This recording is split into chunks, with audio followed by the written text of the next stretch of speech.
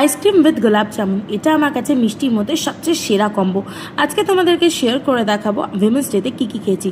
Chicken soup, রুমালি রুটি, চিকেনের একটা টিক্কা টাইপের, সঙ্গে চিকেন তরকারি, সঙ্গে ছিল চিকেন বিরিয়ানি। এদিকে রায়তা তো থাকতেই হবে ভেজেদের জন্য, ভেজ স্যুপ, সঙ্গে ক্রুটন্স, অল্প একটু পনিরের তরকারি, ভেজ বিরিয়ানি, সাদা ভাত, পালাকুড়া পাপ্পু, ঢ্যাঁড়স ভাজা এবং 2 রকমের চাটনি। সঙ্গে ছিল একটা মাছের ঝোল, আর ছিল দই আর পাঁপড়। এর জন্য ছিল ভ্যানিলা আইসক্রিম, পান আর গোলাপ জামুন। আমি সেরকমভাবে কিছুই খাইনি, শুধু রুমালি রুটি, চিকেনের একটু তরকারি নিয়েছিলাম, আর নিয়েছিলাম একটুখানি বিরিয়ানি, যেটা কোনোভাবেই শেষ করতে পারিনি। ব্যাস এই দিয়ে আমি আমার পেটটা ভরিয়ে নিয়েছিলাম।